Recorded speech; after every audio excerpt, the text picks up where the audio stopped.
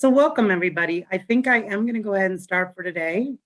My name is Dawn Thomany. I'm at Colorado State University and part of a big and rich team looking at the local and regional food system response to COVID. I will be your moderator for today's webinar. As we get started, and as many of you see, as people have been joining us, they're sharing their names and organizations and where they're from in the United States, just to give both our panelists and the rest of the audience a sense of who's all in the room today. Please feel free to do that. The reason we set up our webinars in this meeting style with the chatting questions and answers publicly visible is because we want this to be a collaborative discussion.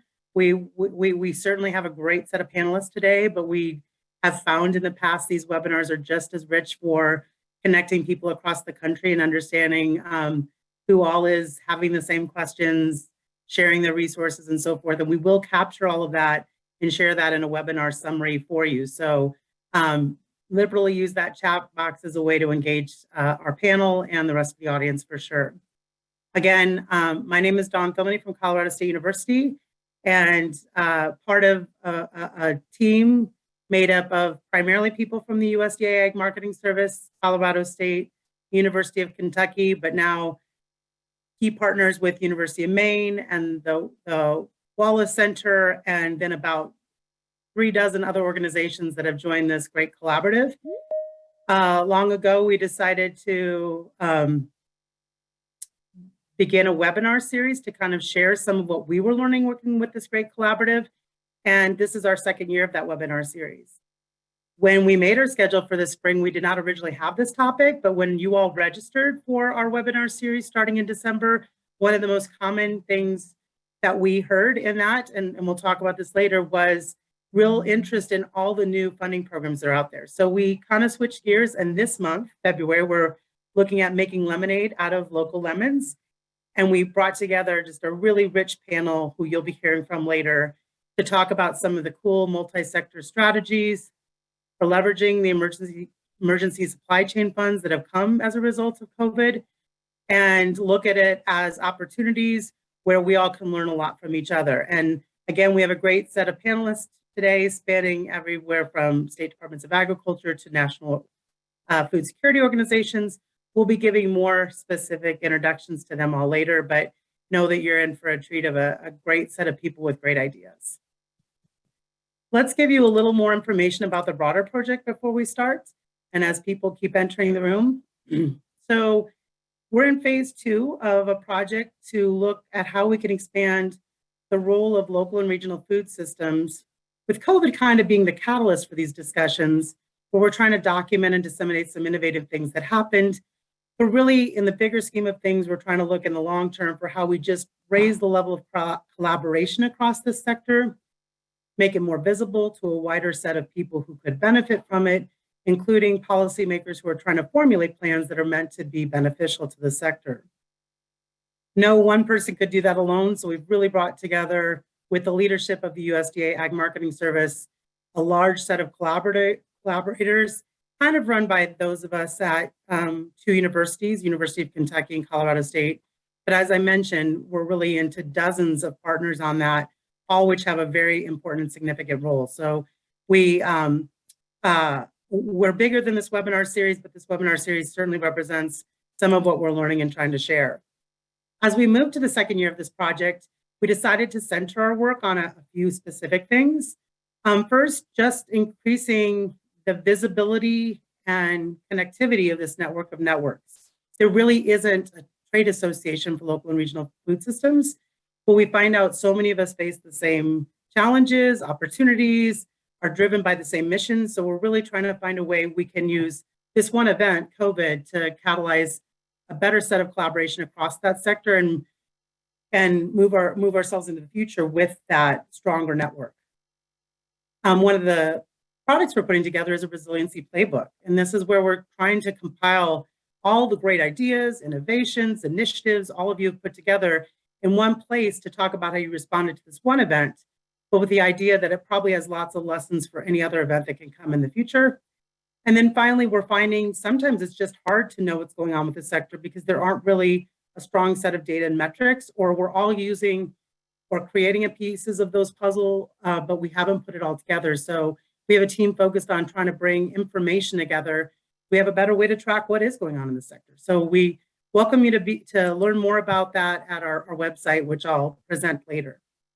For today's particular presentation, and it really touches on each of those three things I just talked about, when we surveyed you all again, we found out funding was top of mind with people. It's an unprecedented time. There's more and the biggest variety of funding we've seen coming out of the USDA and some other agencies we ever have for enterprises in the local and regional food systems.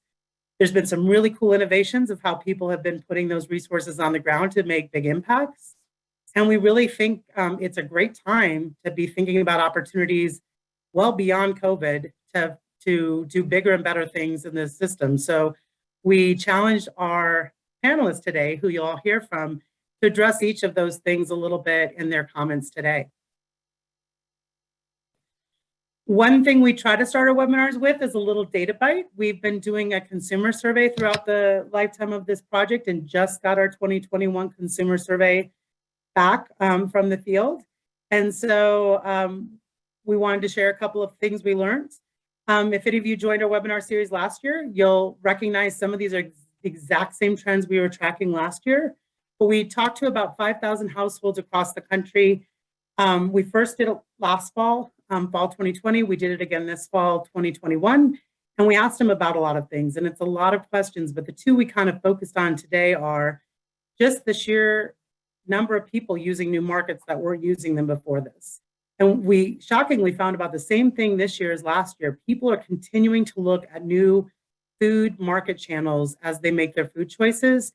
And even though 2/3 don't, that third that do, that's millions of households, they're looking at a very diverse set of markets. And that's going to be important, particularly to some of the things Brian brings up later as he talks about investments his state is making in supporting those growing local and regional food system channels as they try to respond to that increased demand.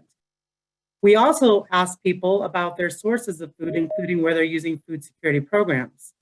So if you look and see, we have seen a little bit of leveling off, but there has been definitely increased use of a whole swath of food assistance programs and people who, through their children, are getting some of their food from schools.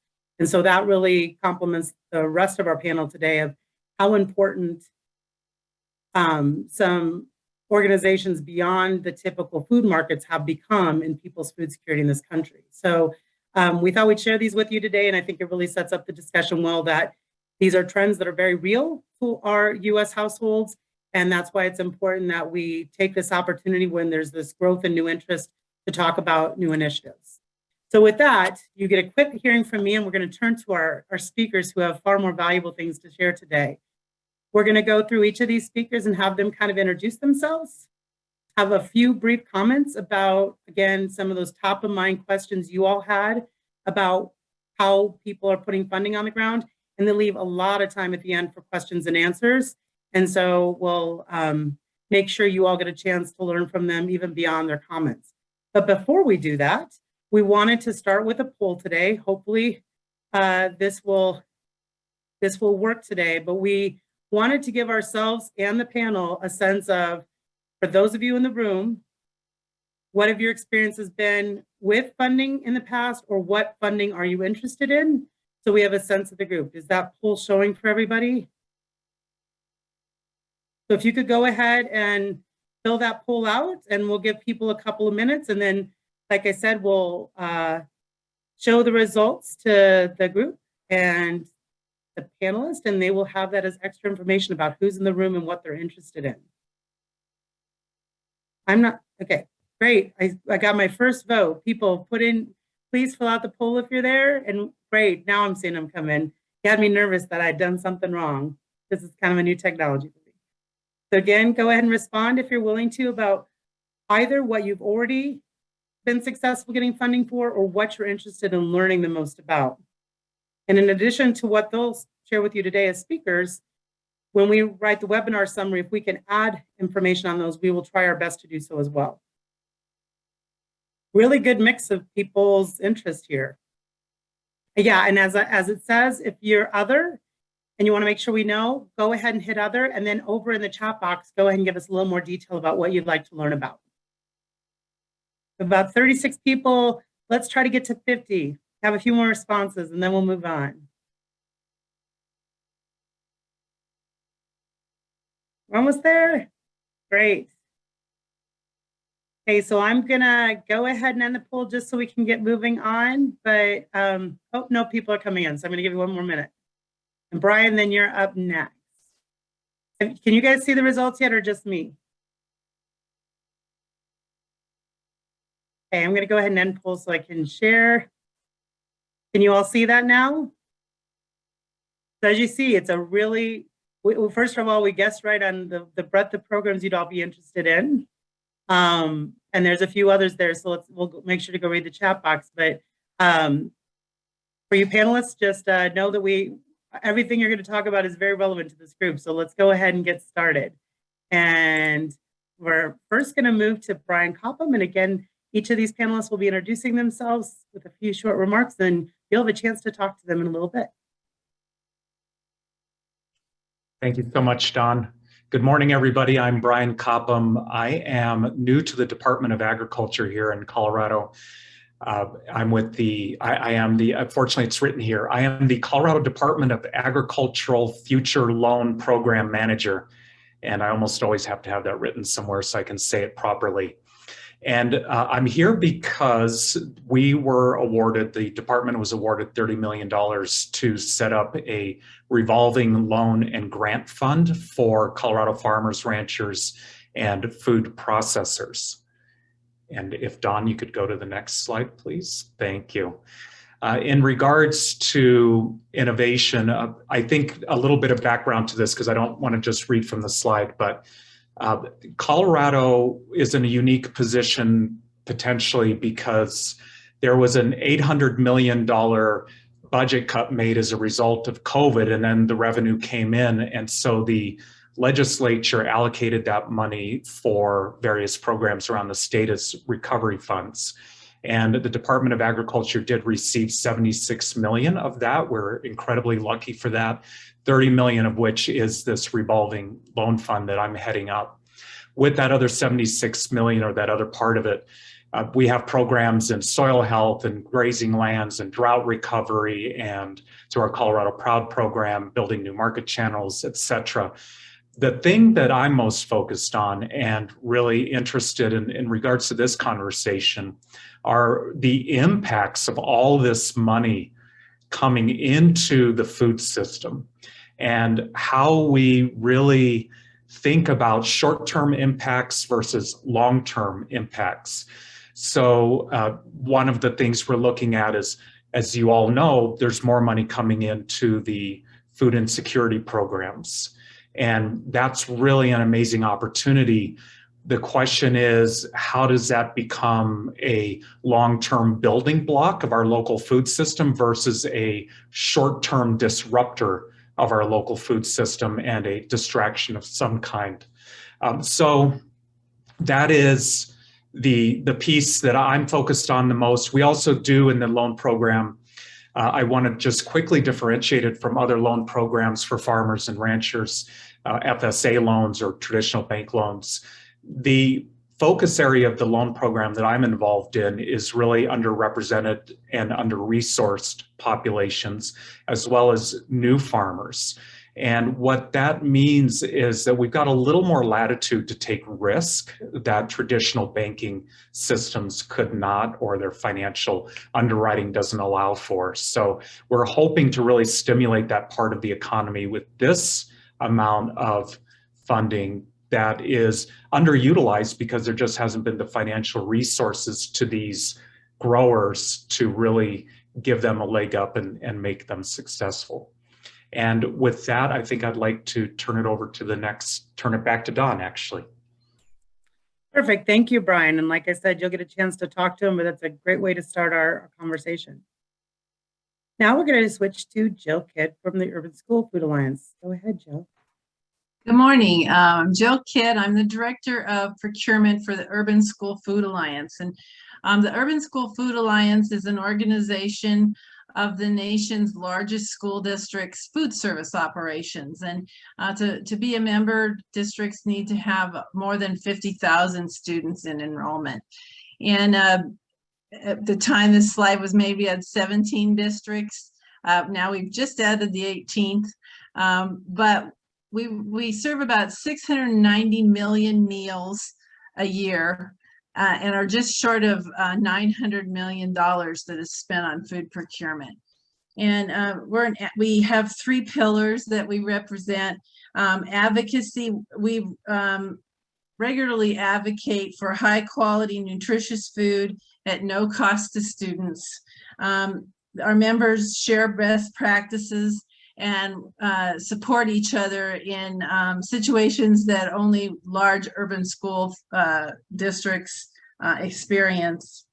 And for procurement, we're seeking to change the way that the school marketplace works for food. Next slide.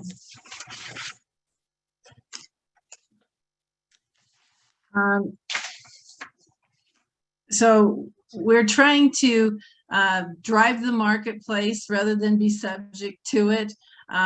We want to become better business partners with our industry and farmers. And one of the things that COVID really highlighted for us was the problem that we have with only about 4 major food companies supplying a lot of the food for schools or for protein in schools, and shipping food across the country as opposed to working on local and regional markets. And a lot of our members had already begun the work in local and regional markets. And one of the things that COVID did was drive them to new partners and new opportunities that they quicker than they might have gone under normal circumstances. One of the things we are working to do is to drive change in the USDA Foods current system to promote more regional and local food. To use your USDA Foods entitlement dollars regionally and locally is sometimes a struggle. It depends on the state, how much flexibility that schools have to do that. Is there another slide? Yeah. One of the things that schools experienced was opportunities around COVID was flexibility with rules and regulations. We would not have been able to survive had we not had some flexibility and be able to suspend some of the procurement rules that schools are held to, the federal procurement regulations that anybody who uses federal dollars is subject to. So it was very helpful that those were relaxed a little bit. One of the things schools do that is a really unusual and kind of gets in the way is that when they buy food once a year in advance, if they're using USDA Foods dollars. And so it's time that we need to think differently of how we use those USDA foods. And right now, what we're really looking at is that we've had a lot of freedoms. We're using our funding in different ways. We're looking at all of the money that comes into school nutrition and using it in different ways and really focusing on local and regional to solve some of our supply chain problems. So we're kind of in a no prisoners mode here and just really looking at ways to take the solutions that we've come up with and embed them in regulation and policy from the school district level clear to the USDA. So really taking the examples of things that have happened in the last couple of years and really pushing to take the best of those and put them into policy and regulation. That's all. Thank you. Is my screen sharing paused? It just did something weird. Can you all still see the slides? Yes. Okay, I'll just keep, and is that moved to Pam's slide? I'm sorry, I'm just seeing weird things on my end. Can you see Pam's slide? No. What? It's still on COVID opportunity, the last slide. Yeah, sorry, I'm having a tech problem. It paused my screen sharing for some reason. Let me just start again. Wouldn't Sorry it be for a that. webinar without a technical? If this is the biggest problem we have, it's a good day. Right. Everyone see now? Yep. Okay, great. Okay, Pam, feel free to go ahead. And when we get to your video, just tell me when to start because I have to do a special button. Okay. Thank you. My name is Pam Frew, and I work for the State of Montana Office of Public Instruction. We oversee the USDA child nutrition programs in schools. And so this couldn't have worked out better for me to follow Jill. And my role is to oversee the ordering and distribution of USDA foods and USDA DoD Fresh to our 250 school districts. So we have a project underway right now that happens to tie in really just perfectly with the local food. I have to look it up every time. The Local Food for Schools Cooperative Agreement program that is just recently offered through the AMS.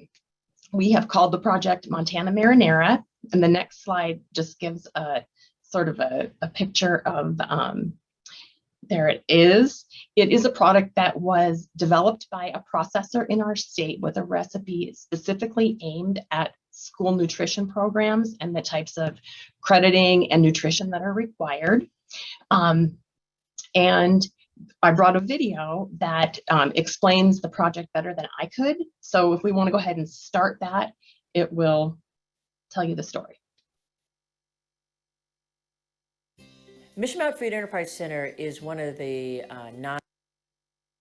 9 food and ag centers for the state of Montana. And we are unique. We have a full-scale food processing facility. So when people come here, not only do they get technical assistance to help them with their food or agriculture business, they have access to a food processing facility. And that's the emphasis of our work. The real foundation of our work is to help have more value-added agriculture opportunities in the state of Montana. The Montana Marinara project was really something that just kind of good old-fashioned brainstorming. In March of 2020, when our schools had to close with COVID, all of a sudden schools had inventory on hand that they couldn't serve, they couldn't menu it as they had planned to. And one of those products that came up in conversation was canned diced tomatoes. And that just kind of started the idea of the growers co-op and how could we take maybe locally sourced produce and combine it with these tomatoes and make a product that would be usable under sort of the new conditions and all of the unknowns that schools were facing. Our role with the Montana Marinara project is providing the sourcing for the Montana ingredients for the product. We pick those up from the farms that we work with, get those to our warehouse in Missoula, then deliver them up to Mission Mountain Food Enterprise Center for the processing. The purpose of this product was to be accessible and affordable to schools across the state of Montana. So the bulk of the Montana Marinara product is actually designed to fit within their budget already by using what the state of Montana purchases as a commodity product. Our Montana Marinara takes the base of that product, the diced tomatoes, and blends in carrots, onions, leeks, and butternut squash, all sourced through the Northwest Food Hub Network. What this Montana Marinara product does is take the spirit of home cooking and do it at a big enough scale that every student across the state can access it, but without sacrificing that important value of local, sustainable, and fresh. And this product allows us to think about health in a big way. It's healthy for farmers, it's healthy for students, and it's healthy for our state. So in terms of the Montana Marinara, today we were doing a sample run of the product, so it'll go out to every single school in Montana. And then after that, they get to sample it with their students and try it out.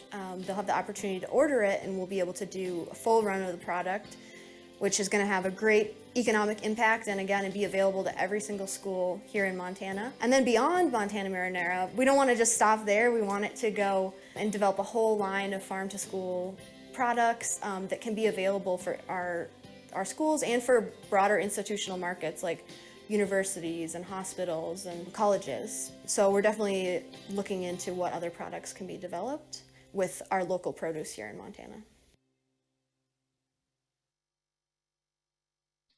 Okay. So that product that you saw being made is right now, this very moment, being out distributed to schools around our state. It takes us a month to get that done. As Kaylee said in the video, that we are just distributing a sample of the product. So they're, depending on the school's total lunches that they serve, they'll get a different amount of this product. It was at no cost to them. We're collecting feedback, and so far it looks really good. So we are planning now to move ahead with a large-scale procurement for the 22-23 school year. And this is where it really gets interesting. Okay, so the project you just saw, that was a test run. We used commercial canned diced tomatoes for that project. Going forward, what we want to do is, instead of buying commercial tomatoes, we want to process USDA canned diced tomatoes. Everything else stays the same.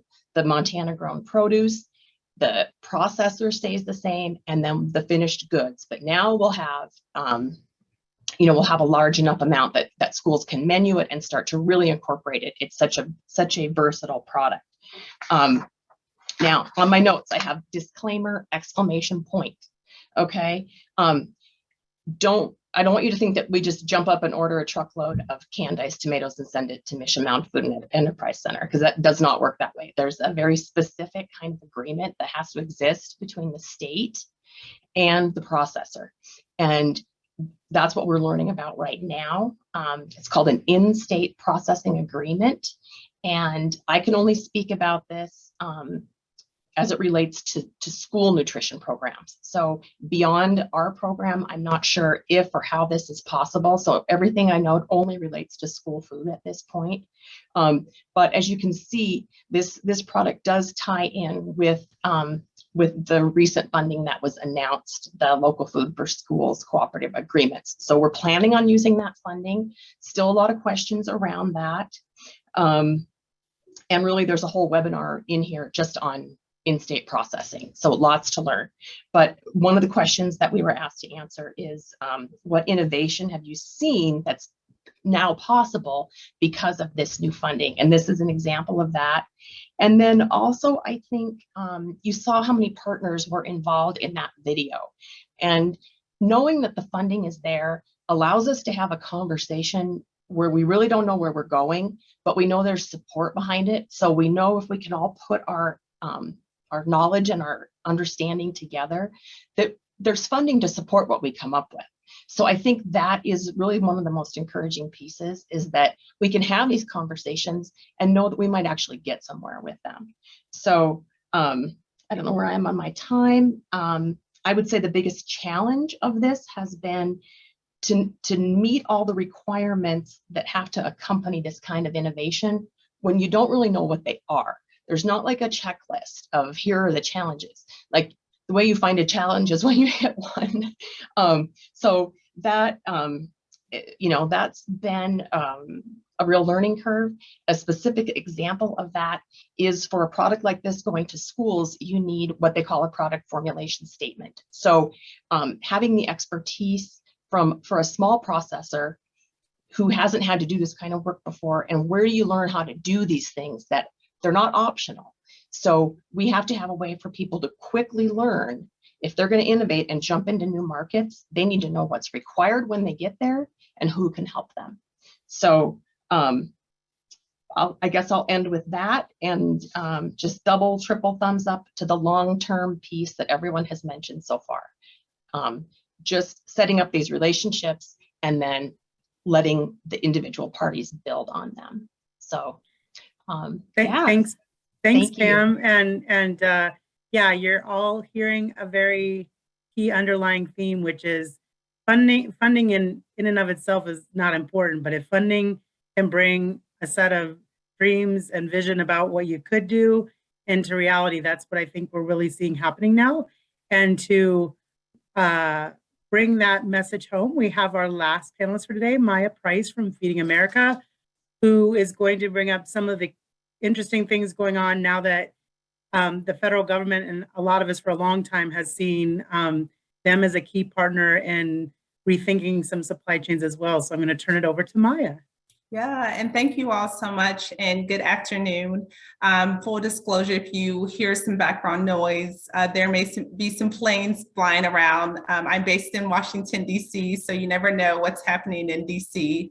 But I first just want to start with a quick introduction. As noted before, my name is Maya Price. I'm with Feeding America as a Senior Manager of Commodity and Federal Nutrition Programs. So I work specifically with the Emergency Food Assistance Program, TFAP, which I'll talk here in a little bit, and then also our federal child nutrition programs when we think about summer feeding and when we think about after school meals, as Pam actually touched on as well. If you haven't heard of Feeding America, or if you are a little bit familiar with our organization, we are a hunger relief nonprofit working with 200 food banks around the nation to ensure that no child or no family goes hungry. We have 200 food banks who are positioned in states across the US, including Puerto Rico, Alaska, and Hawaii. And we cover all counties across the nation. And I bring that up because our network plays a vital role in ensuring that families, children have access to meals. And how that rolls up specifically with the conversation today is we know that over 190 of our food banks participate in the TFAP commodities program in order to ensure that those commodities are reaching the hands of families each and every day. As it relates to this conversation today, what I will say is that USDA recently, not just today, not just yesterday, but since the start of COVID, has put out a battery of different flexibilities for our network to take advantage of, specifically around TFAP and other critical programs. So I bring that up around TFAP because our states have been able to work with their state agencies and state associations who we work closely with, up to 24 state associations who we work closely with, to ensure that network members don't experience challenges when it comes to getting those commodities in the hands of families. We also know that at the start of COVID, that as it relates to the federal side and the federal funding side, there was a lot of allocations as part of Build Back Better, which we're in now, that are helping with these federal nutrition programs. What I will say is that there was a lot of roll up in child nutrition provisions, but recently, as an effort under Secretary Vilsack, announced a $400 million investment in local food purchases through AMS, and then also a $100 million investment as it relates to FNS, the Food Nutrition Service. So how does that impact our network? From a cooperative and from a local food systems perspective, we have been prioritizing the impact that local, regional, and cooperative relationships can have on the food system. We definitely encourage our network to really nurture their relationships that they're having with their state agencies and other organizations across their states and in the community. We see these funding investments as crucial for our network to not only build these relationships within their states, but across regions. So we are working with our network right now to ensure that they are taking advantage of these investments by working with their states to submit those final applications, and to also think about how do we better innovate. If COVID didn't reveal one thing, it did reveal that the power of innovation and partnership is key. As Don and others touched on the call today, you all are connected in so many different ways. And I know that we as Feeding America are currently having further conversations with the Wallace Center to think about how from the local perspective, our network of food banks can work with some of these local initiatives that are happening and that are in place. So those are two big funding buckets that we're definitely keeping our eye on. We know that those deadlines are coming up very soon. So we would love to, either from a national, regional, or local level, have conversations with you all on some of those key partnerships that may be happening on the ground so that we can ensure that we're moving forward in a collaborative effort. What I will say as far as some key opportunity areas as we think about the food systems and trying to alleviate some of these supply chain issues that are happening is that recently we have prioritized the power of these cooperative conversations that are happening. I will just quickly bring up my notes here, but we have invested in 7 regional cooperatives to help improve and strengthen some of the efficiencies in deliveries as we think about like how what's going on from this regional perspective. The goal of our 7 cooperatives is to enable the delivery of product at a higher level, particularly as we think about produce. There's a lot of produce that comes in the doors and goes out the doors, especially throughout our network. But how can we work and invest in cooperatives where we're all working together? Another goal of these cooperatives is to lower acquisition costs, to provide produce, as I said, consistently to food banks, and for us to accept more donations and eliminate more food waste. We see these cooperatives as efforts on bridging a lot of these collaborations and work that is happening region by region. But today I want to uplift one specific partnership in the Mid-Atlantic region that our Pennsylvania Food Association and also our network within Pennsylvania is working together to move forward. So in Pennsylvania, they are working with the MARC, which is a cooperative that works closely with that region of food banks to ensure that all product that is coming in isn't so overwhelming for our network that we're not able to accept that product, store that product in our facilities, or even get that product out the door. So the MARC has worked closely with that region to say, hey, we are here to help support and ensure that there is no product that is not getting into the hands of the folks you are serving and that we are not wasting that product. So again, we see that as an opportunity area, and as an innovation measure, we will continue to nourish across the nation. The last point I want to make here, and happy to answer more questions as they come in, is that this whole notion around supporting the local food system, as I said, there's been a lot of supply chain issues that have taken place. But right now, especially with my role at Feeding America and as the organization overall, we definitely want to uplift and prioritize more conversations around this local food systems and access and innovations that are happening at these regional levels. We definitely see opportunities, not as we think about these grant investments that USDA just came out with, but how do we nourish these relationships so that they are sustainable as we think about future funding investments, and as we think about further projections such as the Farm Bill that we know is coming down the pipeline very soon. So again, I just quickly wanted to highlight on some of those key funding buckets, opportunity areas, and what we are doing to support our network at this time. Again, thanks so much for allowing me to be here today. If you have any questions for me in how Feeding America is navigating through these uncertain times, happy to answer those. But at this time, I'm going to turn it back to Don. And Don, thank you again for allowing me this opportunity. Thank you. Well, and first, a big virtual round of applause for a great panel. I think we all just learned a very great deal in about 20 minutes. So thank you for that. But as you will guess, there is no lack of questions that have already come in. And one thing we want to do before we start into the questions, because it might also catalyze some of our discussion, is to do a second, thought I had a second poll, but maybe I do not.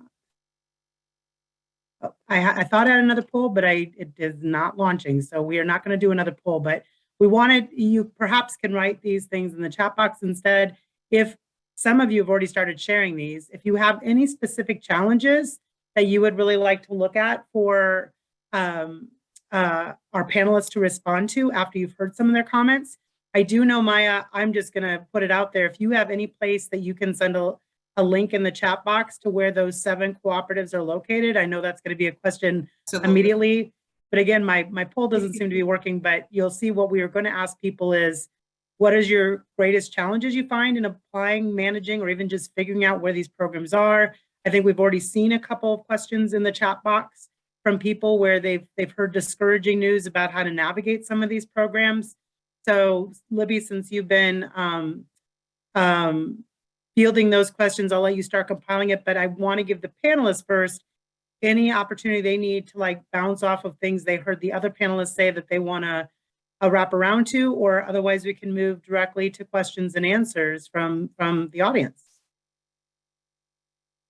Anything any of you want to say after you heard one of the other speakers and it made you think of something you really wanted to highlight that either is happening in your program or that you would love to see happen? Don, I would just add something real quick. I think the scope of experience on this panel really highlights the point of how this is an ecosystem. You know, we talk about a food system as if it's kind of different from other systems, but it's part of education and it is part of the supply chain. It is part of the safety system. There's all kinds of tendrils here. And it's encouraging to hear the amount of thought that's going into how do we actually treat it like a system rather than, oh, some money came in, let's go spend it somewhere and do something good with it. But really thinking through the implications and the long-term implications of that. So it's inspiring to me to hear these examples and know that everybody is really thinking about that. And for a while, I think I'm going to go off the slide deck and just bring this to the panelists front and center, because I think that's what this part of the conversation should be. And we'll wrap up with some closing comments. But I don't even know how to start tackling all the questions that came in. But perhaps the easiest one, we'll throw a softball there first, is Pam. How many cans of tomatoes go into that big vat of Montana marinara? People apparently want a recipe. Oh, that's a hard one. That, let's see, I don't know. You'll find out and we'll put it, we are going to be sending a webinar summary after all these webinars where, I don't know if you guys have been tracking, but there's been a ton of stuff shared in the chat box. We'll compile some of that. We'll make some notes from the conversation today. And so we'll make sure to get that answer to you. I thought that would be a softball, but I guessed wrong. I'm so sorry. No, but it does bring up an interesting point. So for a producer and a processor who wants to take on a project like this, even a facility like Mission Mountain Food Enterprise Center, where they are clearly equipped to do large scale projects, every single one is different and every product is different. And so it takes some trial and error on their part to know what kind of ingredients are required. How is it going to batch out? I mean, it isn't. And so when we talk about our funding and how much time we have to get these projects going, and that's a consideration because it's not a recipe like it is at home.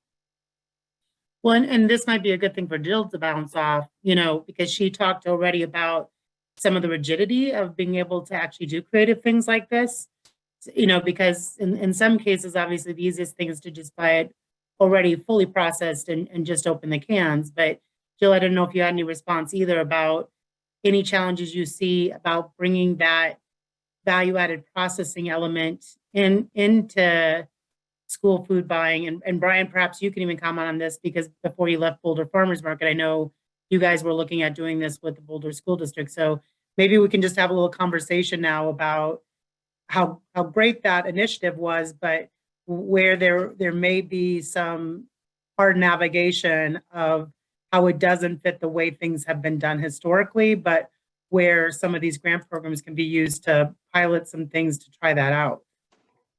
Anyone have any remarks in that regard?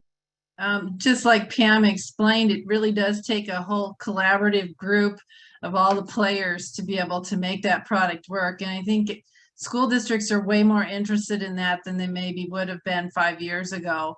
To answer the question about tomatoes, normally a manufacturer is going to use a great big tub full of the tomato product. They're not going to open number 10 cans. So, and sometimes in USDA foods, there is the ability to buy, a 50-gallon drum of a product so that you can use it for manufacturing as opposed to opening all those cans. But I think school districts across the nation have looked at ways to be able to use the products that their farmers locally have, whether they bring it in as a raw product or whether it is going for further processing. It just really depends on the school district and their equipment and their labor and all of their abilities, whether you have to take it as a raw product and you can process it, or whether it does need to go somewhere for further processing. And I think that the funds that are coming in now can really be harnessed to set those producers or those processors up so that going forward you can use existing school nutrition funding, but because you've set the mechanism in process. Great, and I'm going to try to grab all these questions, but sorry if I get them out of order. But Michaela Oldfield did have a question about this opportunity with AMS and concerns that her food bank partners have with the LFPACA. So Maya, that's probably for you, but some of the others of you might have heard of that as well. But Maya, I think that one's for you to try to field. Yeah, thank you so much for that question, Michaela. It's actually a really, really great one. And Michaela, if you're able to, I would love for you to share further details as to what specific communication you've been receiving. But for that grant opportunity, it should be the state agency or Department of Ag. It varies by state who that point person is. They should be the one submitting a final application for that grant investment.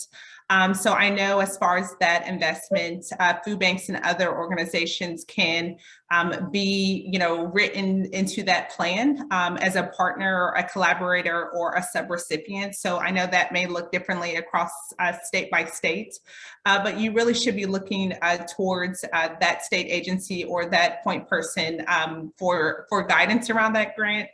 What I will say is that state by state food bank engagement as part of that investment looks different. So if you are receiving some mixed signals or the messaging's a little off, please email me and let me know, and I'll be happy to either connect you to someone else in the States or be happy to answer any questions that you have, Michaela. So I know that really doesn't answer your question, but it is a state by state, process, and applications are going to look differently. And Michaela does, and I'll let Pam go too. Michaela does bring up one of the reasons we have this webinar is we have heard this has been very uneven across the United States. So we thought if there was any chance for us to highlight some great case studies, sometimes that's the nudge or example you bring to a state that is not moving as fast or thinking as big to say, well, if they're doing it over there, I just don't see why we can't do it here. So that was one purpose of this. And that's why we're going to try to capture some of this in the webinar summary to make sure you all have that if you're in one of those states that needs to have it taken to them. But Pam, I interrupted you. I'm sorry. I'll let you go now.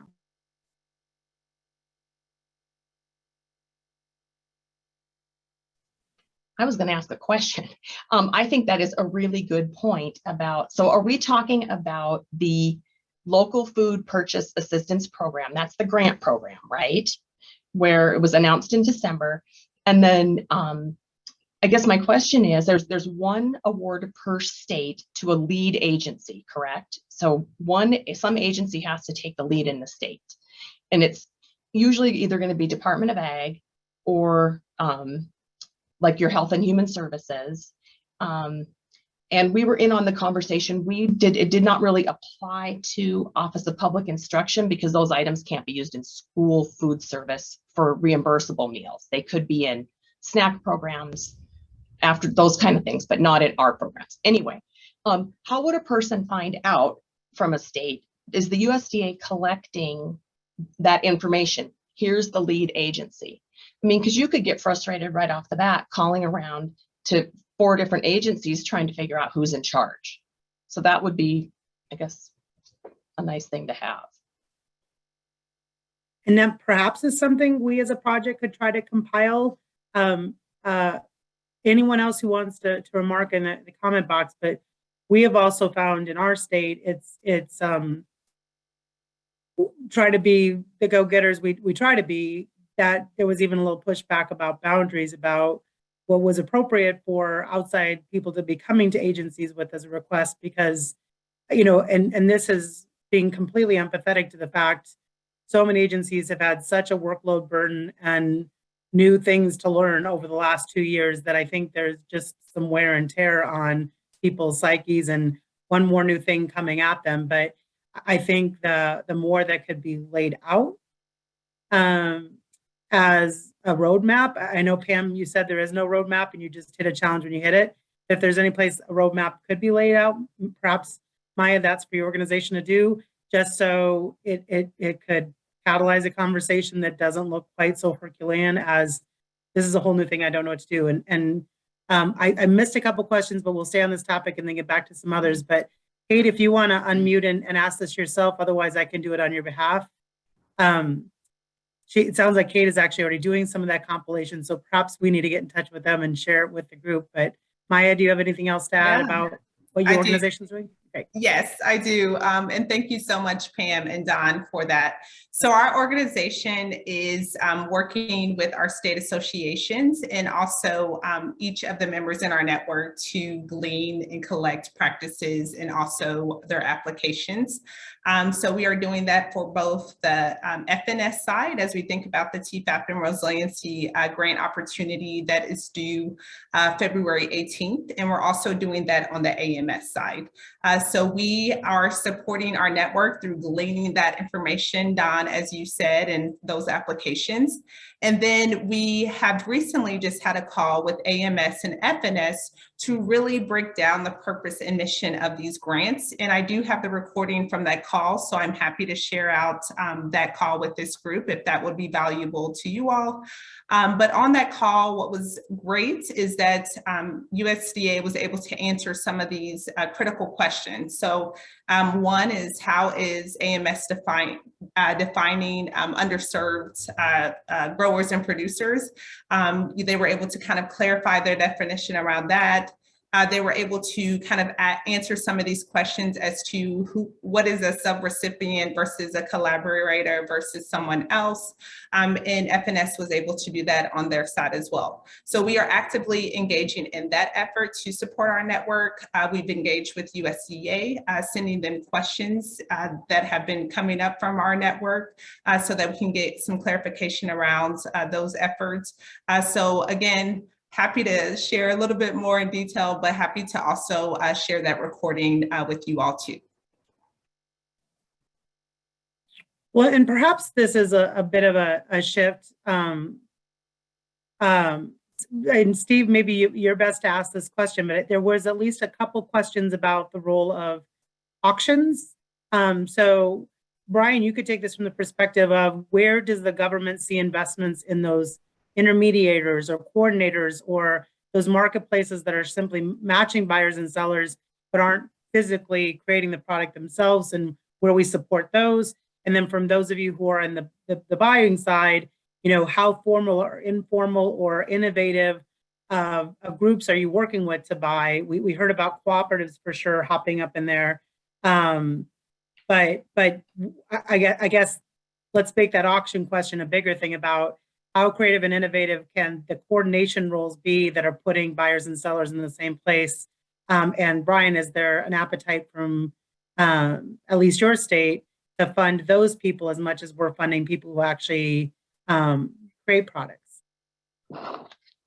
We are currently really trying to get money to the food processing segment, which includes, you know, manipulation of food, turning it into puree, whatever it is, as well as distribution and storage and the other things that are attendant with kind of creating a network in the food supply.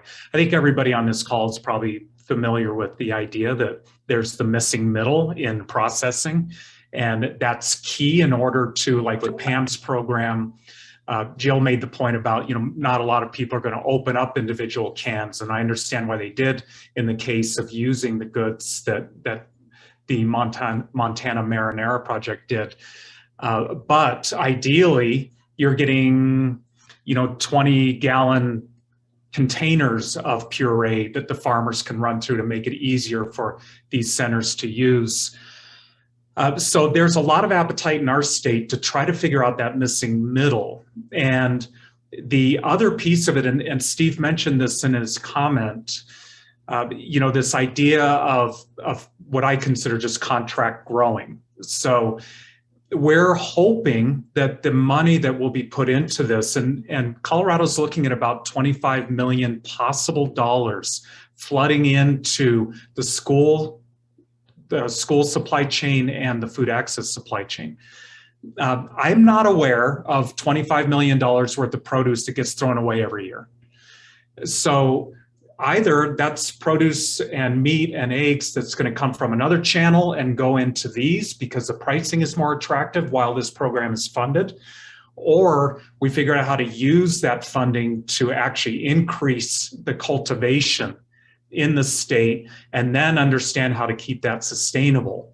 And that second piece is, of course, one of the larger nuts that we have to crack. But it is there's a lot of appetite for this kind of thing. It's not easy. It's a relatively simple network diagram when you draw it, but the growers ultimately have to benefit.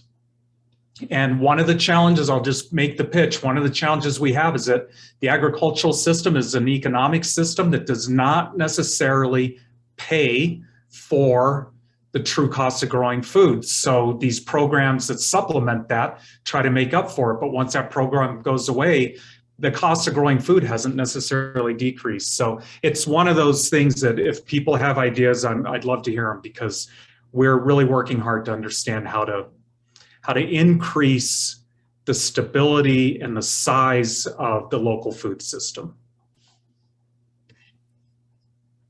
Anyone else want to remark on that general frame of how do we make these connections both more easy to make and sustainable once the funding is no longer there? No, it's a tough one. Libby, I am sure I missed some questions as well. Is there any that you want to grab that I did miss before I was off the slides? I think you guys have touched on most of the questions that have come up on the chat box at this point. So if anybody has any lingering questions, if you could just post it in the chat and we'll try and synthesize and get it up there. I guess the one I just saw from Bob, and I don't know if someone from USDA Ag Marketing Service is here, but there was a question about plans to deploy regional food enterprise centers. I'm guessing that gets to the heart of if some of this is not happening because of the need for technical assistance and more standardized and normalized and easy to access places to call with those questions of who do I connect with. Is anyone from USDA Ag Marketing Service in a place to answer that or get us a resource we can add to the webinar summary if that's not answerable today?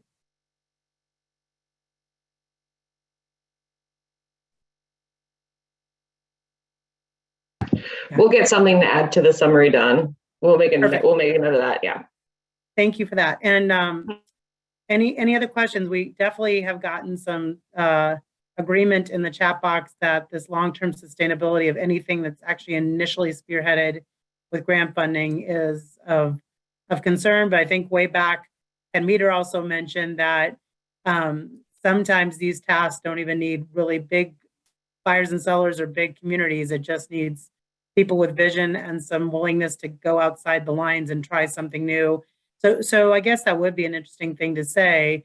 And Jill, I think it gets to the point of what you said about we've just been doing business the same way for a lot of decades, even when everything else about the landscape has changed, is how important are these new funding programs to take away some of the risk, like Pam said, of trying something new in case it does falter a bit and it takes a little more manpower and time and energy than usual. How important are these funding programs for just trying to be a little more innovative and be a little more risky? And Brian even brought that up in terms of making sure we have an inclusive environment too.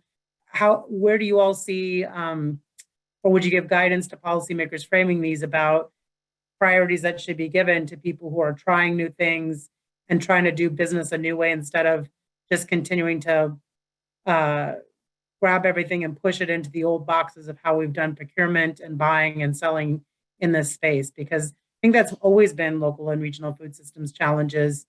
The commodities kind of got this shored up and had a nice, efficient, streamlined system. Well, every time you want to try to color outside the lines, it just gets hard. So we definitely had cases where the regulatory rigidity got flexed because of COVID being the excuse.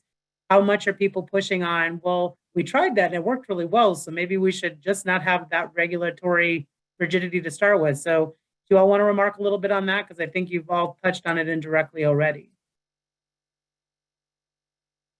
Who wants to go first? Jill, I can't imagine you don't have an opinion on this, because this is, I think, you're the great mission of your group. I do have an opinion on this. I think that over time, the USDA Foods for Schools has just gotten, it's antiquated. The regulations are not flexible. And through COVID, the first things we learned were like when schools shut down, and if we had a manufacturer that had product that was assigned to your school district, but you could no longer serve it because you didn't have kids, and maybe it was for bulk meals, for school lunch meals, but now you needed to be able to package it and send it home with kids on the weekly deliveries. The amount of rules and regulations and waivers that it took to be able to take that item and wrap it or package it in 1 week amounts of food. You had to have a federal waiver, and then you had to get the state agency to approve it and allow to interpret the federal regulations and the federal waivers, and then pass those rules on to the school district and the manufacturer. And across our school districts, it was really interesting to watch, because things that were going on in Florida and were allowed in Florida were totally prohibited in Pennsylvania.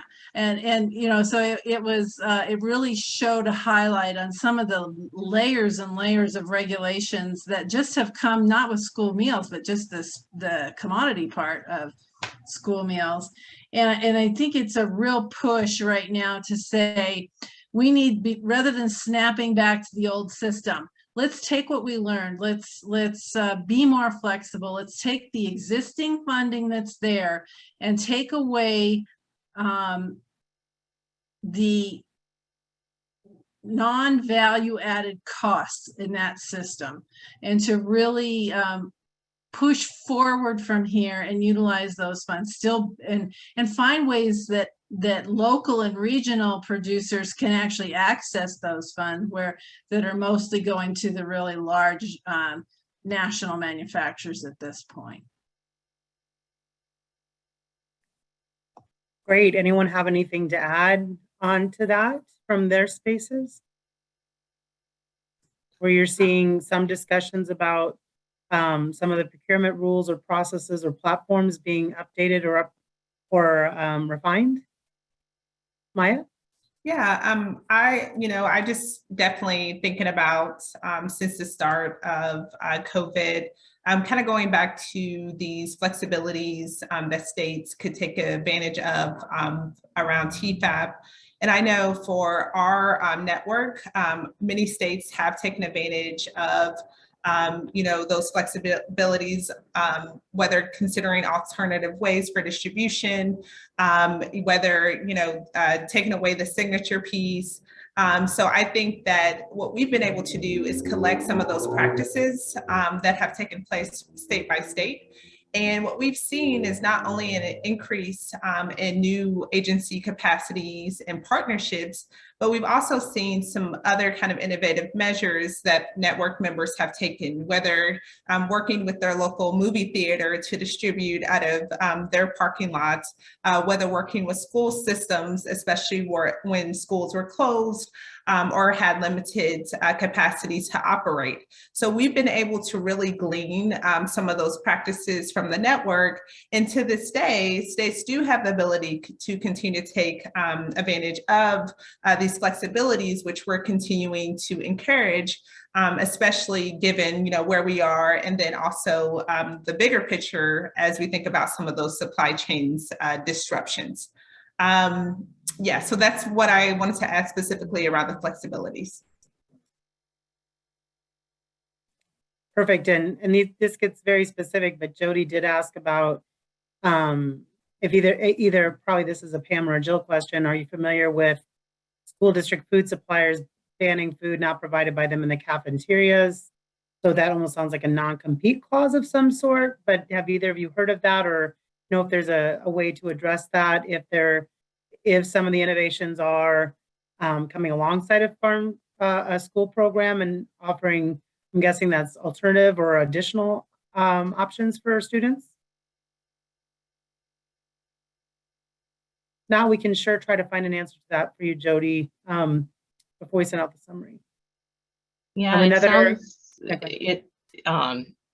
it sounds like maybe there's a, well, I'm not going to say anything. It's like, but let me ask about that. I'm pretty sure that you can't do that. Yeah, we'll try to find an answer for you, Jody, because that does seem a little bit draconian a bit. And someone else just highlighted another project, which again we'll compile up in Bellingham that did a farm to freezer project. I typed this in the chat box, but we do understand usually webinars are an hour. We decided to start extending ours an hour and a half because we were cutting off conversation. People should come and go as they need to and know that we are recording this full time. We will get that posted into you. So if you need to go, that's fine, but we just wanted to keep the conversation going as long as we had questions. So feel free to go as you need to, but also anyone out there, don't be shy. This is meant to be a very open forum, and I certainly don't need to ask all your questions. So you can also unmute yourself and ask directly. Any other questions for this group? Although it's been a really rich discussion, my head's kind of full. Anyone else have anything? I think we're just really hoping you all can take some of these examples to whatever community and region you're working in and make more of these things happen and make them multiply. That's the goal of this webinar. So does everyone feel like they've gotten a new set of resources that are going to help them do this? And Brian, and thanks for answering questions in the chat. Any other questions? Because we certainly don't have to take your whole hour and a half today. I want to make sure I don't.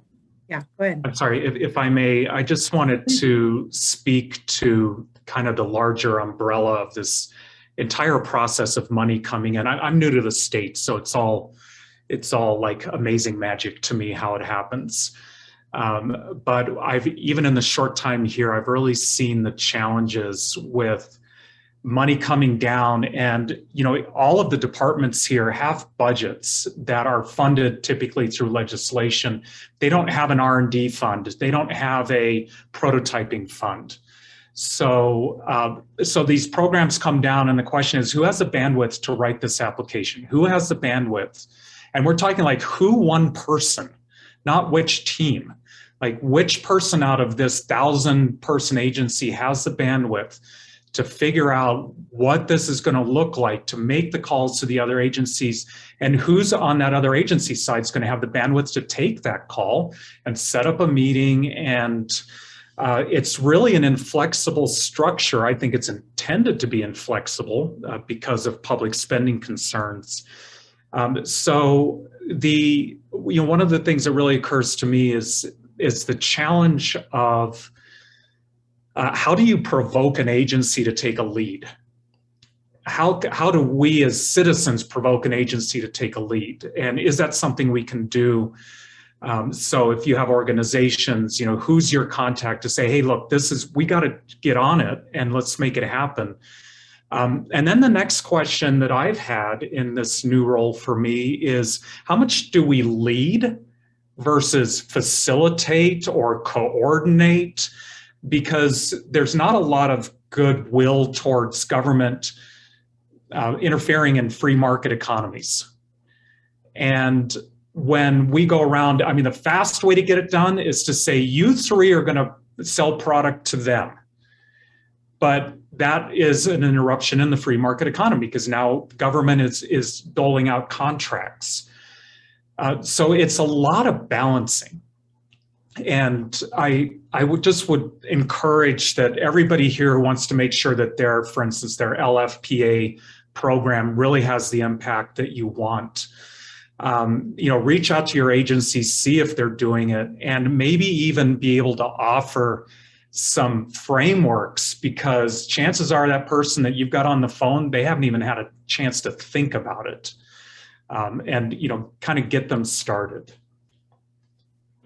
That's actually really important. We probably did not set an empathetic enough tone for the fact that even with lots of money coming onto the ground, some of these agencies, that's just all pass through, and someone still has to do all the work of getting it onto the ground in a responsible way. And so certainly when we approach these agencies, it should be with a soft touch of, we know this is just an additional thing on your plate, and what can we be doing to partner alongside you, make that burden easier.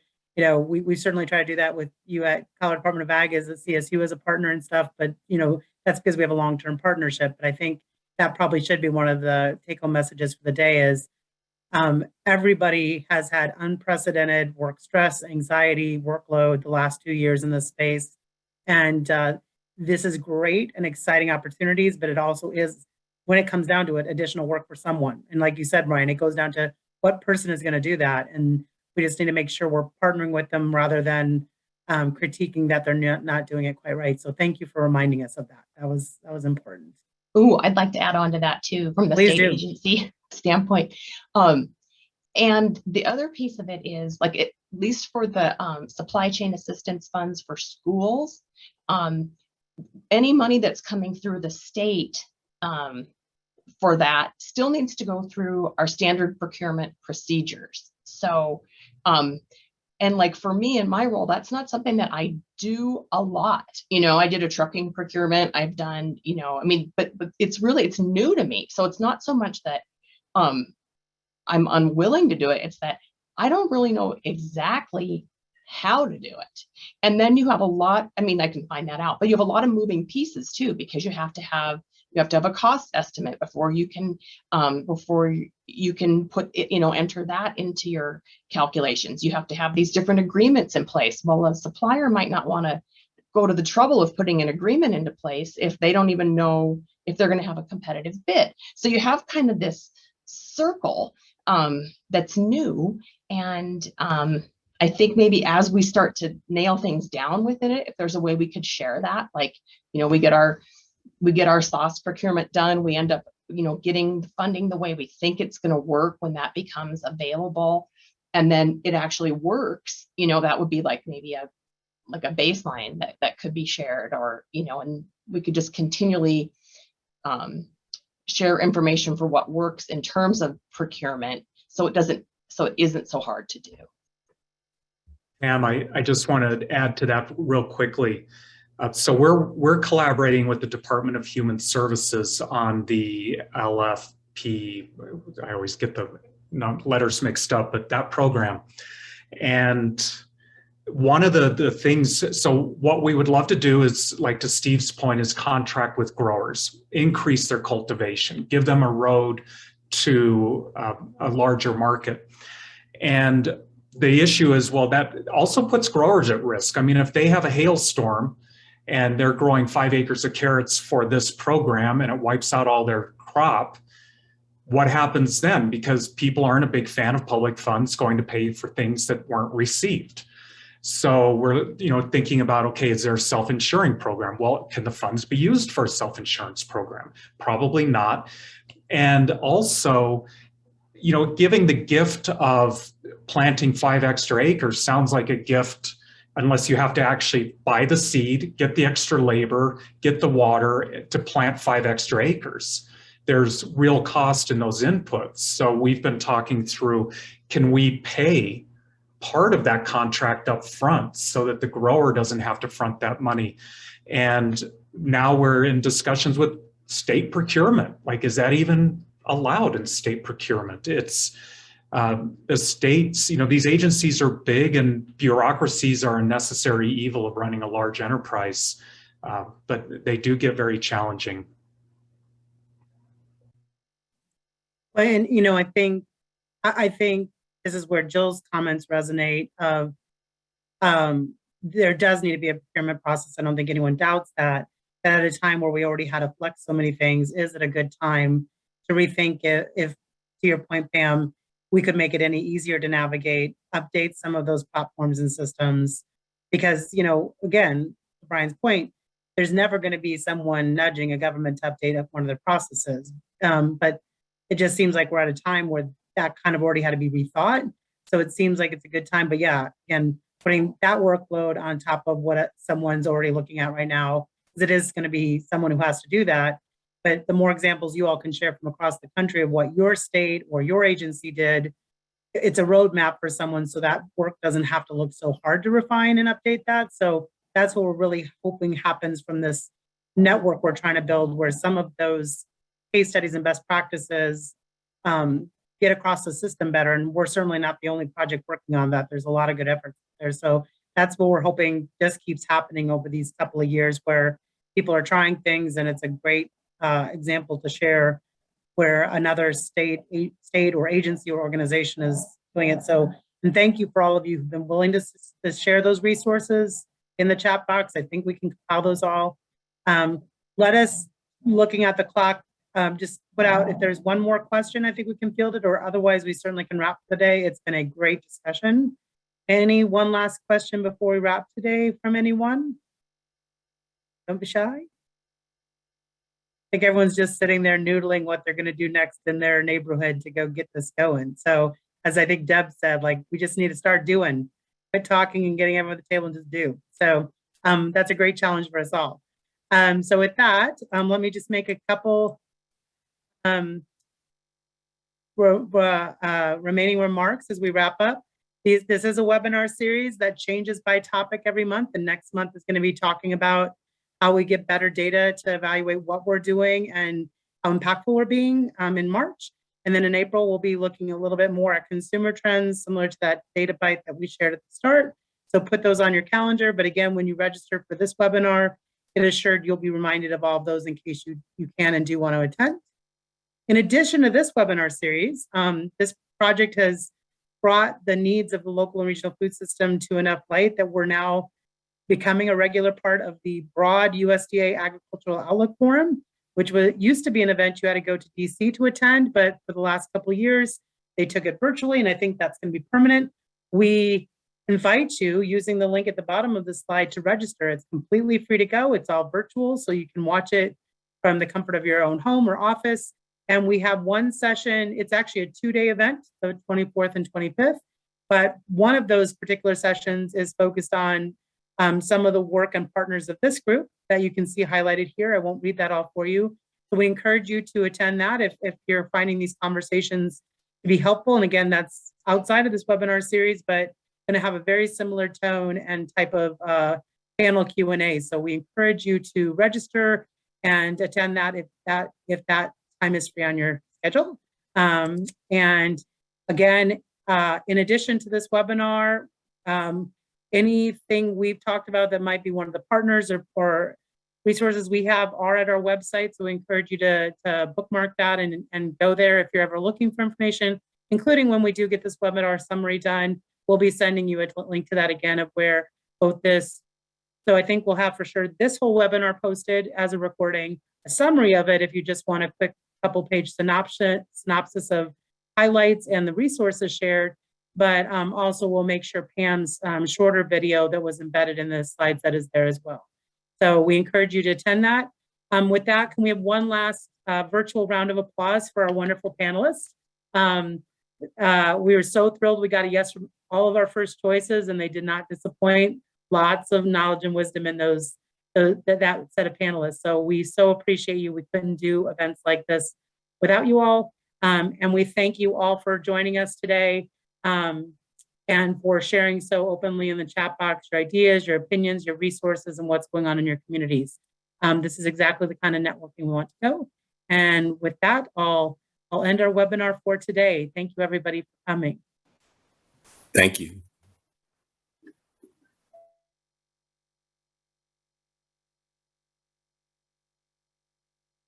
And panelists, thank you so much. You did your work well, and I hope you found it to be a useful exercise of your time and a great way to get out the story you're trying to share with the community.